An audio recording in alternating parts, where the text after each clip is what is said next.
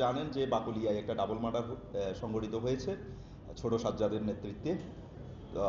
ছোট সাজ্জাদকে ধরার পরে কনসিকুয়েন্সে এটা হয়েছে এবং ওই মামলার যে মেইন আসামি তাকেও কিন্তু আমরা গতকালকে একটা বিদেশি পিস্তল সহ ধরেছি। এটা হচ্ছে 7.65, এটা ইউএসএ মেড।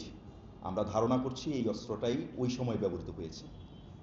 তো আমরা আরও এটা কনফার্ম হতে পারবো ব্যালিস্টিক রিপোর্টের জন্য আমরা এটা পাঠিয়েছি। এই রিপোর্টটা পেলে আমরা কনফার্ম হব যে ওই গুলির খোসাগুলো বা ওই গুলিগুলো এই পিস্তল থেকে বের হয়েছে কিনা।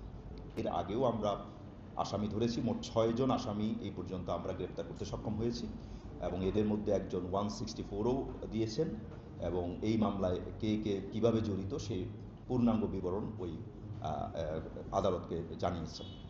ফলে আমরা সামগ্রিকভাবে আমরা মনে করছি যে এই মামলার একটা উল্লেখযোগ্য অগ্রগতি হয়েছে এবং ম্যাক্সিমাম আসামি সহ যারা করবোরেটিভ যে এলিমেন্টসগুলো আছে, ব্যবহৃত গাড়ি, হোন্ডা, এই সমস্ত জিনিস কিন্তু আমরা উদ্ধার করতে পেরেছি এবং এগুলো আমাদের হেফাজতে আছে। ফলে সামগ্রিকভাবে এটা প্ল্যান পিকচার দাঁড়িয়ে গেছে এবং আমরা মনে করছি যে আরও 4 জন আসামি আমাদের আছে, এরা মধ্যম সারির। তো এদেরকেও আমরা শীঘ্রই গ্রেপ্তার করে ফেলব। তো আমরা আশা করছি এইভাবে আমরা যদি সন্ত্রাসীদের বিরুদ্ধে সাঁড়াশি অভিযান করতে পারি, সিএমপি তথা চট্টগ্রাম মহানগরী নিরাপদ থাকবে ইনশাআল্লাহ।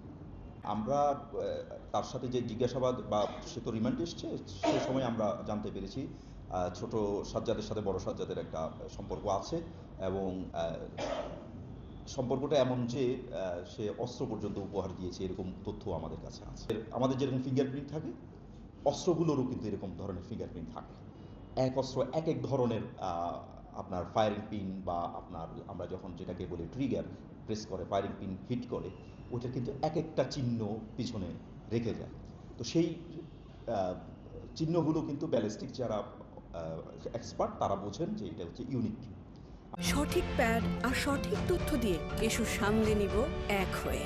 মোনালিসা স্যানিটারি ন্যাপকিন আমাদের একেবারে ফিঙ্গারপ্রিন্টের মতো। তো ফলে এগুলো মোটামুটি ক্লিয়ার হয়ে যায়। সেই টেকনোলজি আমাদের কাছে আছে, সিআইডির কাছে আছে, আমরা তাদের কাছে পাঠিয়েছি। তারা আমাদেরকে অবশ্যই এটা কনফার্ম করবে যে এই অস্ত্রই সেই অস্ত্র কিনা। সাজ্জাদ, ছোট সাজ্জাদের বিরুদ্ধে 15টা মামলা আছে আর হাসানের বিরুদ্ধে আছে মামলা 13টা। বেলালের আছে, হ্যাঁ, এই 13টা মামলা আছে, এর মধ্যে 4টা হত্যা মামলা। আর এগুলো সবগুলোই হচ্ছে আমাদের দাগি আসামি পুলিশ কর্তৃক এবং আপনার জানেন এরা সবাই কিন্তু চিহ্নিত সন্ত্রাসী এবং তাদের একাধিক মামলা আছে সবগুলো, এবং অস্ত্র মামলা, হত্যা মামলা হতে শুরু করে সব ধরনের মামলাই তাদের বিরুদ্ধে আছে। আপনি যেটা বলছিলেন যে কী কারণে বা এটা হত্যাকাণ্ড হতে পারে, এটার আমরা যেটা কারণ উদ্ঘাটন করেছি এই পর্যন্ত, সেটা হচ্ছে যে বাইজিদ বুস্তামি থানা এলাকায় গার্মেন্টস ব্যবসায়ীদের নিকট হতে জুট ক্রয় বিক্রয়কে কেন্দ্র করে একটা তাদের মধ্যে রেষারেষি ছিল। আপনারা এটাও জানেন যে ঘটনা কিন্তু সূত্রপাত কিন্তু বাইজিদ বুস্তামি থানা এলাকায়, তারা ঘটনার ফলাফল কনসিকুয়েন্সে এসে বাকুলিয়া কিন্তু হয়েছে, কিন্তু এরা কিন্তু সবাই কিন্তু ওখানকার রেসিডেন্ট বাইজিদ বুস্তামি এলাকার এবং ওখানকার ব্যবসা বাণিজ্য কেন্দ্রিকই তাদের মধ্যে একটা রেষারেষি ছিল।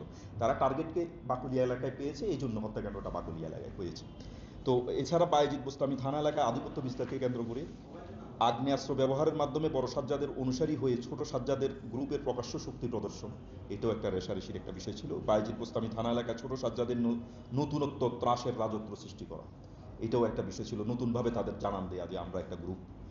আর ছোট সাজ্জাদকে ঢাকা থেকে গ্রেপ্তারে সহযোগিতা যারা করছে বলে তারা মনে করছে, সেই কনসিকুয়েন্সটাও এখানে ছিল যে তোমরা জানাই দিছো বা ওই লোক জানাই দিছে, এইটা থেকেও এই হত্যাকাণ্ডের যোগসূত্র আছে বলে আমরা মনে করছি।